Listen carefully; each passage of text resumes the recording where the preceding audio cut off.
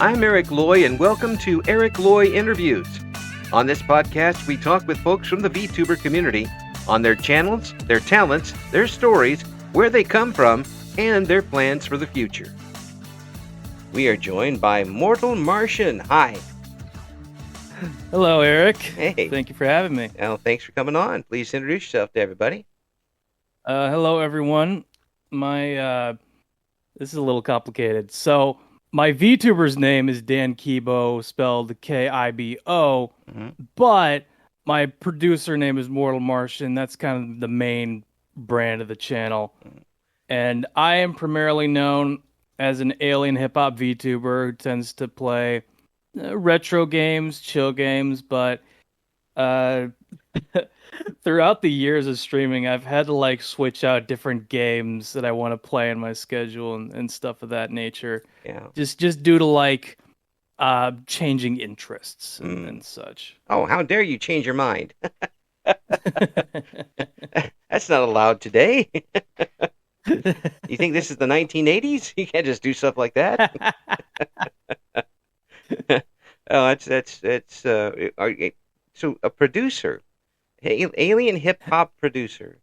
That's correct. Yeah, music producer, technically speaking, yeah. But I'm not like in the music industry or anything of that sort. Yeah. Well, you don't have to be these days. You can get some awfully good programming and work from home and do some things. Has music always been something you've enjoyed and wanted to be a part of? Yeah, I'd say so. I've made music for a long time, actually. Mainly because I always went from genre to genre, really. But I think as of late, I've been making mainly hip hop again. But I've dabbled into a bit of jungle, a bit of techno, house, four on the floor, that kind of thing. Yeah, and some Fruitiger Arrow as well, which that's a style of music from the 2000s where when people were more optimistic about the future, and you could hear that through the music. The best example of Fruitiger Arrow music I could think of at the moment is probably the Windows 7 startup sound effect. Yes. So it's that kind of thing. Yeah, I remember that happening. Yeah. Every time it came on. Yeah. So your type of music is more even along those different genres, synth based, electronic type. Yeah, synth based, electronic type, technically speaking. But sometimes I tend to use not real instruments because the space I work in, I don't really have enough to have a Rhodes. You know what I mean? I tend to use virtual instruments instead. Hey, whatever works. Yeah, exactly. I mean, you kind of have to work within the parameters of your space. Literally in front of my desk here, I have an Akai MPK Mini Mark III, and I like to fiddle around with it here and there. If I ever want to have a motif in the piece, I'll use the keys. If I want to make a Dilla kind of beat and put in the drums manually, I'll use the pads. But all the extra other features I don't really use that much, aside from maybe full level, which has whenever you enter a key, it's not at full pressure, but you're able to enter it in and you could hear every note that you play, as well as the octave buttons, obviously, to change how high you're playing in the scale and stuff of that nature, and the little knob as well for wobble effect. I don't remember the exact effect, but I sometimes use that for guitar and stuff of that nature. It's a version of the wah-wah pedal. Yeah, it's a version of the wah-wah, basically. Yeah. See, I grew up. I got into music a lot in the 80s, and I knew a lot of people who were in, because Champaign, Illinois, is where I hung around with, and there was a lot of music going on then in 83 to 87, and there's a few bands actually came out of Champaign and did a few things. Oh wow! But I knew a few guitarists, and they had like 6 or 7 pedals set up for different effects, and to hear them go through all that is something else. But now there's a lot of things that can be recreated with the computer. Um, that means that you don't even really know how to don't need to have to know how to tune an instrument to be able to play it. Well, I mean, you don't necessarily need to tune an instrument by ear nowadays. Like, there's apps you could download on your phone that does that for you. Mm-hmm. I think one of the examples I have like the Fender. Yeah, I've got the Fender Tune as well as the Tuner Lite. Tuner Lite helps out if I want to find a particular key to work in, if I have like a melody stuck in my head at times. Yeah. That's always helpful. Oh, a lot of us have those melodies stuck in our head, but we don't know what to do with them. Other than Exactly. bounce around until they fade out when we go to sleep, which is really frustrating. Yeah, that happens a lot, but you kind of just have to note them down yourself, if anything. It's not just about like writing it down. Sometimes you have to find the exact pitch. Yeah. And you have to do that for every single note and write it all down. Oh, yeah. And then later on, if you ever wanted to perform it, then you have to do that. Yeah. So do you work with instrumentals only, or do you do some lyrics with it? The funny thing is that like in regards to the music personas I have 2 different personas. Mortal Martian, that's the producer side, and then Dan Gray, that's like the rap side. So that one's a little bit more involved in the lyrics, and Dan Gray is probably the closest version of like the real version of myself that you could. It's the closest thing that you can get. It's not exact. You're not really being given like the whole picture, but you're being given a glimpse into like the person behind Mortal Martian. Well, that's cool. I mean, this technology allows you to do that, and a lot more if you really want to, of different flavors of what you're trying to do, and or different. You can set up a whole new person basically, and do country classical if you wanted to, and people wouldn't necessarily draw the two together. But the raps themselves, are they new school? Are they old school? You mentioned hip hop. Is it the hip hop that I'm used to from the '80s, or is it today's hip hop where it's basically one instrument? It's a wide range, to be completely honest. But I guess I would probably classify it as like Renaissance era hip hop. There's like this new growing movement within the underground where you have these seasoned veteran MCs that are rapping over drumless production by the likes of The Alchemist, who's a very legendary producer in his own right. He produced for Mobb Deep, along with Earl Sweatshirt, Currency, Freddie Gibbs, as well as Nicholas Craven. He's been considered as like the philosopher crate digger, and because of the way that he like picks his samples and sort of chops them up in a way, again, a very philosophical kind of guy. But there's also Earl Sweatshirt as well. It's very extensive. That's all I can really say. Well, there's a lot of the list is long, and the amount of influences you can have is extreme. Exactly. And it doesn't necessarily have to be somebody who's within that genre. I mean, I could imagine easily picking up a drum set or a bass type of thing from a jazz album, or some type of Japanese city pop or something along those lines. Right. And hearing that sample in your head, and then looping it, and that would be I can hear that start to pick up, and then you hear your own accompaniment going on in your head. Right. Yeah, I've always envied people who could do that, so I hate you. In a good way, though. In a good way. No, I appreciate that. But when I was really getting into music, this type of sampling was just getting started in the '80s, really, and Hmm. the technology was obviously a lot different. Um, The technology back then, it was very limited, and the amount of samplers that you could use.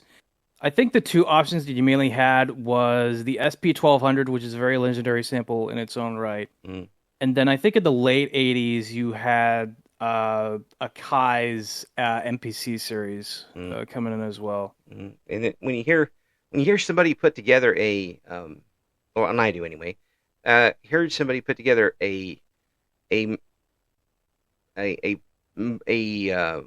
composition basically that's almost all samples, or Right. someone who's used that technology to create a really good mashup, which I enjoy a lot. Uh, I watch I've those. made a few of those, to Yeah, be fair. yeah. I there's some of them I watch on YouTube over and over and over, and just drive whoever I'm with crazy. Um, that really fascinates me that they're able to do something like that.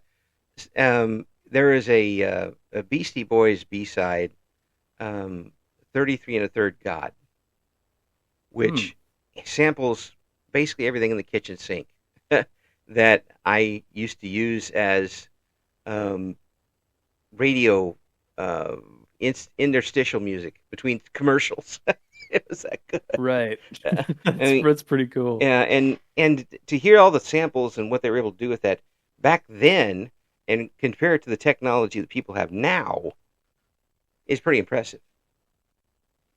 Yeah, it's pretty impressive, especially given all the techniques, back then. Oh yeah, yeah. And back then you hear the old two turntables and a microphone. Well, there you go. That was what it was for some folks Yeah, back yeah, then. that's what you had to work with back then. I think mainly around like late 70s, early 80s when you had guys like DJ Coolheart Mm. pioneering the merry-go-round technique as well as Grandmaster Flash of Oh yeah, Grandmaster Flash and the Furious Five. yeah, So, yeah. The Beastie Boys was Hurricane, I believe, had it for them, and the and anybody who was old school with um, albums knows how tough it is to know exactly where you need to be on an album. right. I mean, I used to have to do that when I first got into radio. We were still queuing up the old 45s, and getting them ready Hmm. to go on the turntables, which is a million years ago. But that was tough enough to do then. Now, imagine trying to find that one little bit on a record album, and not only doing that, but keeping the record album in such a shape where you don't burn it by using the needle over and over in that one spot and destroying the record you're trying to play. Um, Yeah, that's the one downside to like sampling directly from vinyl.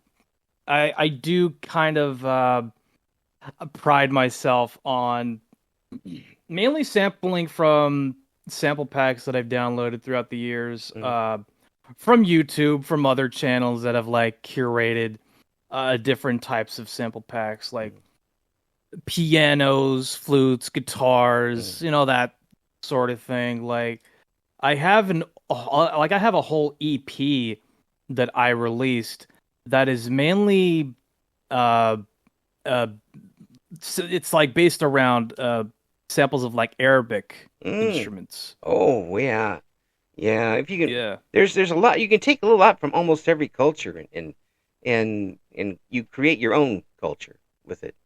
right. It's it's absolutely fascinating to me that people have that type of ear and are able to put that to a recording. When did you learn that you had that type of interest in doing something like that?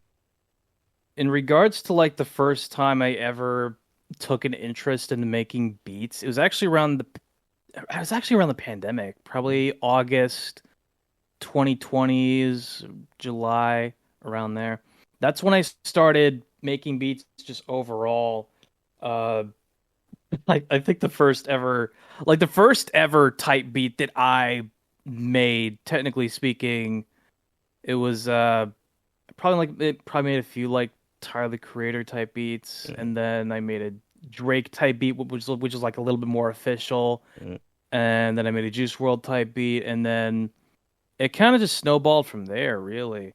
And the funny thing is that like my most popular one, which is like it's like the simplest possible instrumental that you could think of. Yeah. It's a freestyle type beat, but it's like an odd future kind of thing. Mm-hmm. It's like Well, I mean, it's sometimes the simplest is the catchiest.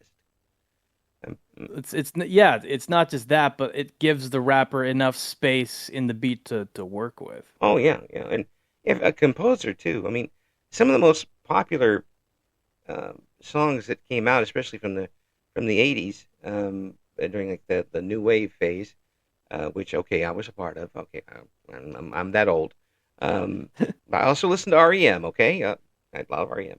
Um, Yes, but yes. these those types of things, you got one hook, and you just over and over and over again. I mean, Gary Newman's Cars, everybody knows. Uh, Yeah, but and yeah, it and that one's a given. but you listen to it, and it's like, well, that's easy as I mean, I can almost play that. Dee, dee, dee, dee.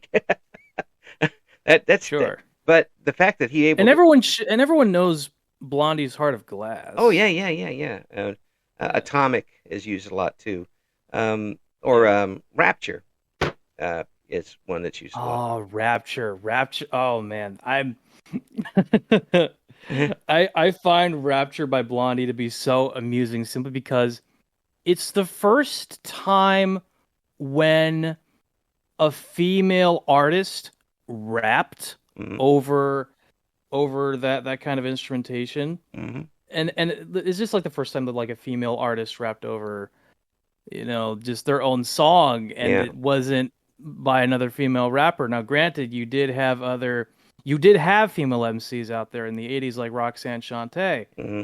and her Roxanne's Revenge and Oh yeah. her short career and such, but A blazing short career. female rappers, they were not as prevalent Well, during the '80s as they are now. yeah, yeah. Well, I've just gotten into it lately, going back and listening to some of the older stuff.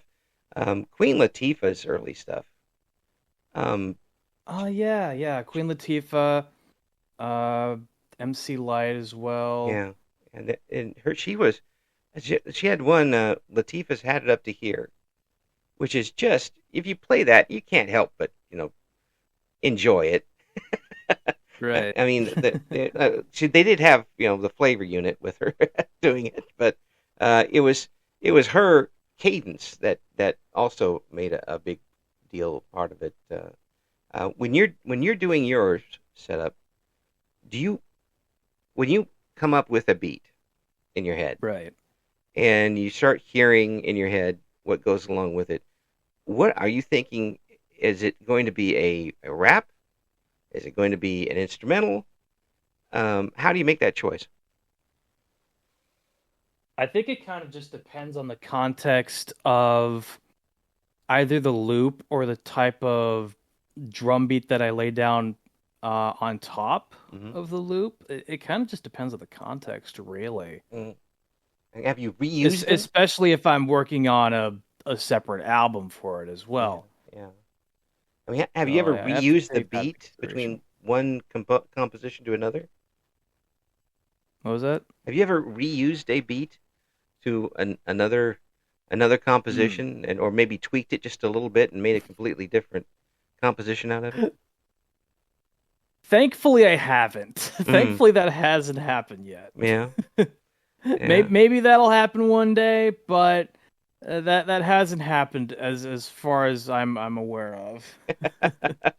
I mean, well, I mean, if you keep doing it sooner or later, you're gonna have something that sounds similar, but you can, Yeah, but I imagine you're creative enough to make something completely different out of it. Um, absolutely. and that's pretty amazing. But you do see some folks, especially these mashups, where there are songs that you wouldn't think would go together and Right. are perfect together once you do a little mixing with it. One of my You know favorite. what's funny? I think the most impressive mashups I've ever heard on YouTube, they all relate to this one rapper who has probably the most impressive vocabulary in hip hop. His name is Aesop Rock. Uh, And every time you put like a particular instrumental over his raps, the way that he flows across the beat, it feels so seamless. yeah. And you never would have expected that. Because like, Oh. here's the funny thing. I once made a mashup of an Aesop Rock song. I think it was None Shall Pass, if I remember right. Okay. I took the acapella from that, and then I took the acapella from Nelly Furtado's Say It Right. You know, Nelly Furtado, Timbaland. Mm-hmm. And my God, that worked so well. That actually worked way better than I expected. Hey, I even did another similar mashup with Missy Elliott's "I'm a Bitch" yeah. instrumental, and then just put like another Aesop Rock acapella over that one, and I was like, "What in the that works incredibly well? How?" Oh yeah. When you that's a eureka moment. Like, whoa, what did I just stumble across? And then you realize, why didn't anybody else find this? Yeah, and I think the main reason behind those eureka moments is it mainly has to do with the tempo Yeah. of the beat in relation to the tempo of like where the acapella from the song originally came from. Right. Right. Yeah. And you still have to pick and choose, I imagine. I mean, if you've got a beat that works well, but you don't want, say, the little flute accompaniment Hmm that goes with it, flute solo time. No, I don't think so. Um, Yeah, yeah. You save the flute solos for Jethro Tull. that's right. For Ron Burgundy, he gets the flute solo. If anybody's ever seen Yes, that for movie, Ron Burgundy as yes, well, for that's right. sure. But I hear stuff now. People are grabbing songs from one genre and another genre and putting it together, and you're like, how? And it works. Um, there's a couple of them I listen to a lot. DJ Schmoley, who Hmm is just awesome with it. Um, there's another one, DJ Cumberbund, who does a lot of things. Bill McIntosh, something along those lines. And some of the stuff they come up with, you're like, how? I, I, Yeah. I just so envious of. They put together one that is so ridiculous that it works. Uh, Rob Zombie's Dracula Mm. and the Tramps' Disco Inferno. It's perfect. Would not have expected that. Like, where did you even think of Honestly, something like that? okay, here's a mashup that I don't think you're ever gonna expect. Yeah. And Aesop Rock's Coffee Uh-huh. and Britney Spears' Toxic. That is probably like the best publicly available rap mashup that you could hear. That's No cool. question. Again, but you can work with a song like Toxic because it's got all those weird, things that go along with it. It's very, Yeah. yeah, and there are some bands I know that have become more popular just because you can sample them easier. hmm Um, people in the late '80s, people started buying Steely Dan stuff again because people were sampling them for Right. various things. Um, and they're like, "Where did you get that from?" Well, I got it from Steely Dan. Oh, I'll go listen to it. That's, I think, when it started. Sampling started off as an outlaw type of thing, um, hmm and people were upset that you were using my voice to do this, that, and the other thing. And now it's a lot more accepted. It's I, Yeah. I don't know whether it's who compromised with what, but it certainly isn't something that that takes away from one or the other. I don't think. Yeah, I don't think sampling really takes away from the like necessarily from the feeling of just like listening to a hip hop song. If anything, sometimes if you put a sample in, if you sample something in a way uh, on a beat, sometimes it could even enhance the song a fair bit. I think probably one of the most impressive uses of sampling that I've heard was Jay Dilla's "Don't Cry." Mm.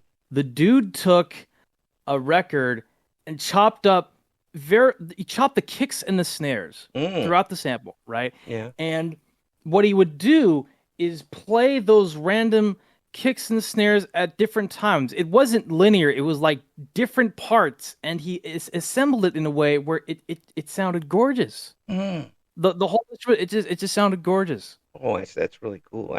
I know that there was a song that is probably way before you even thought of as being an embryo, um, by a group called the Stranglers, called Golden Brown. Um, Mm, it was very. It's actually mostly a 3/4 beat, and then like 3/4, 3/4, 4/4, 3/4, 3/4. It's it could have come out in the '60s, but it came out in right. the '80s. And someone looked up an old um, jazz band because there's so many wonderfully good jazz recordings on YouTube that people should check Oh, out. absolutely. And we're There's very, there's a lot of there's a lot of jazz that you could listen to yeah, we're very lucky throughout that, the time. and they took Dude. the I think it was Brubeck's Take Five, and Mhm. took sampled out of that and used those notes in the band to recreate the song Golden Brown. And it sounds like that band is playing Golden Brown.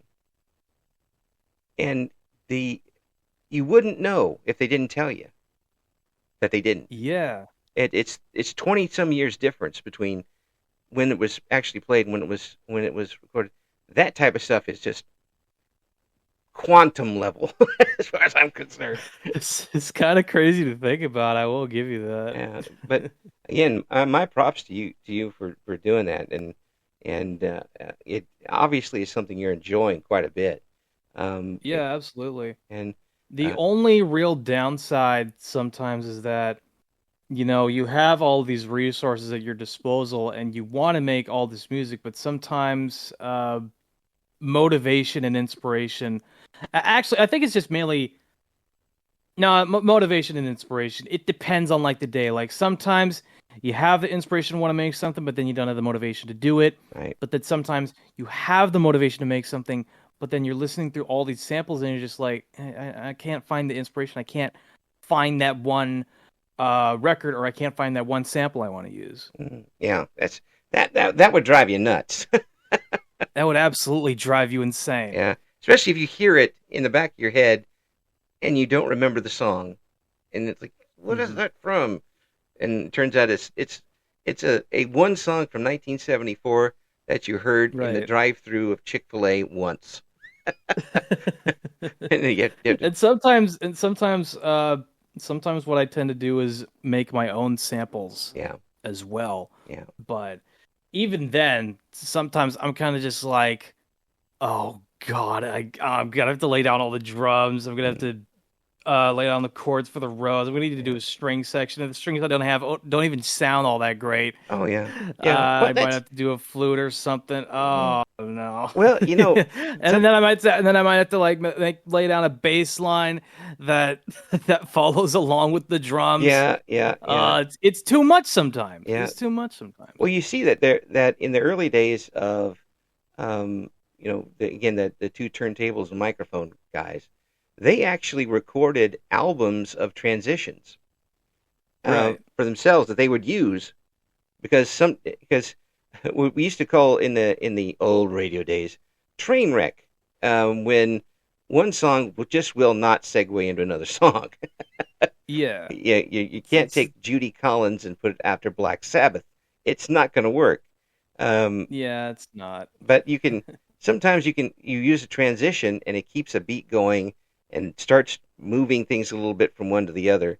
And that sounds like what you kind of do sometimes with samples. You create your own, Yeah. yeah, and build your own bridge from one place to the other. So Exactly. how does this relate to YouTubing? How do you go from or VTubing? How do you go from one to that?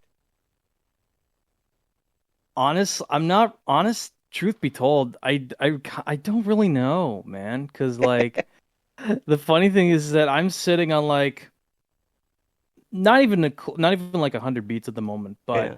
I'm sitting on a lot of beats that I have yet to upload to my YouTube channel. Mm. And I think the main reason why I just decided to go into VTubing is mainly because I just felt like I needed a change of scenery Mm. to an extent. I needed something else to do. I needed to provide more content for fans that were interested in me, Mm. if they wanted to, you know what I mean? Yeah. This is something else to this is just something else that they could watch if they wanted to. And plus I like entertaining people, and I like giving people advice, and I like playing games, and I like making music, and I like the collaboration that comes with it as well. Wow. That's awesome. I There mean, was actually it, there was how, actually this one moment during stream where me and the chat made a pirate dirge. We legit made a pirate dirge, and it was pretty memorable. I'm not gonna lie. collaboration comes in the strangest places sometimes. Exactly. But It really does. so, have you always had this confidence that to not only create art, but Right. be able to show it to people? There's there's a big difference there. Right. Uh, n- Sometimes, but not. I don't know how to explain it, but there was a time where I was like anyone else was a flesh tuber. I was a reactor. I kind of reacted to requests and stuff of that nature. Sometimes I would put out a piece of music. Sometimes I'd put out this weird experiment I did and stuff of that nature. But then, like in 2021, when I decided I'm going to be a VTuber, I deleted all of the reaction videos and all of the content where I was showing my face. Ah, okay. Like it's all gone now. It's completely just been wiped from the face of the internet at this point. Folks, do not consider that a challenge. Don't go trying looking for Yeah. it. So you basically ended up with a fresh start. Yeah, I ended up with a clean slate at that point. Yeah, yeah, and then with that gave you yet another opportunity to to show your talents.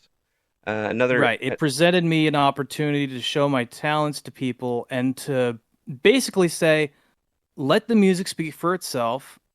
Don't focus on the face. Don't focus on the brand. Mhm, This is about the music. mhm.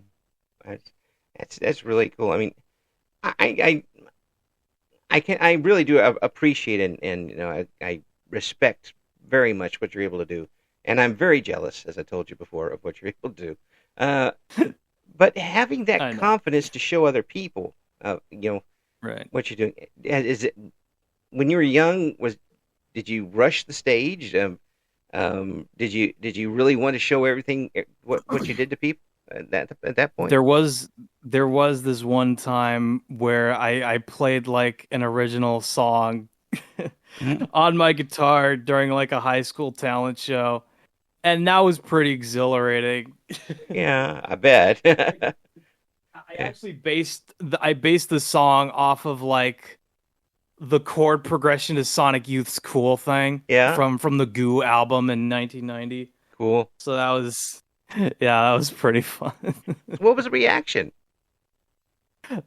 People were cheering. Yeah, They friggin' loved it. that's Yeah, and they were cheering because they thought I was done, but I was still trying to like shred on my guitar and stuff like that. And then eventually, when I got to the end, people were cheering and stuff like that. yeah, So a very positive reaction, to say the least. well, that's got to be heartening. I mean, beyond that does more than put the wind beneath your wings. It throws you into the sun.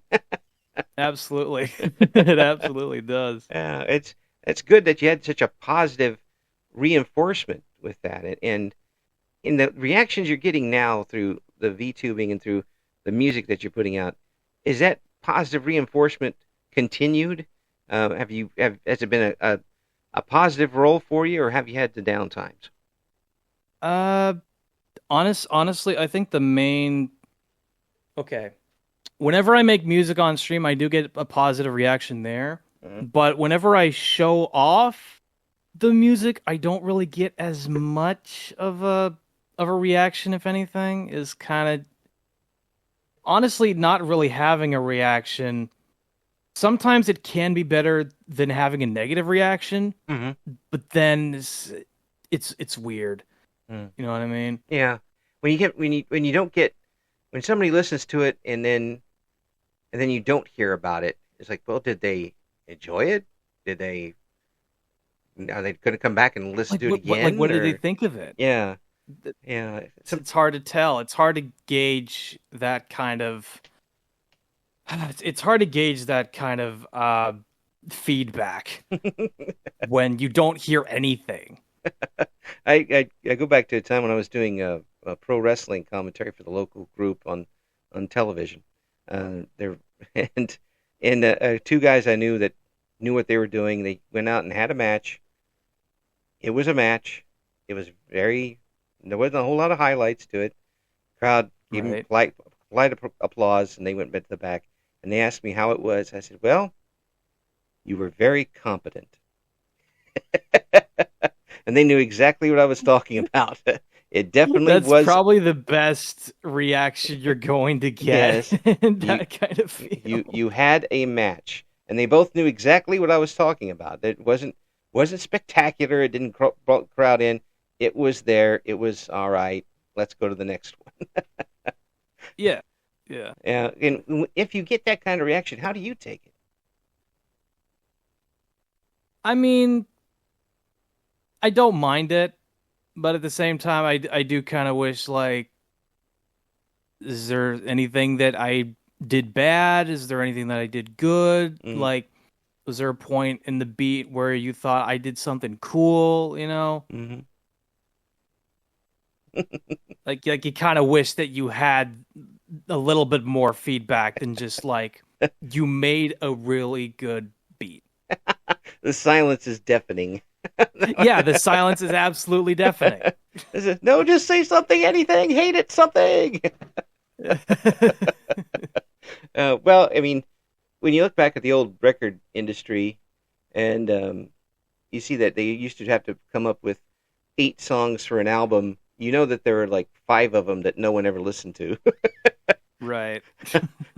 I had one shift on a bound around Christmas where I went in the back and found all these old Christmas 45s and played the B-sides of Christmas songs that no one ever heard of before.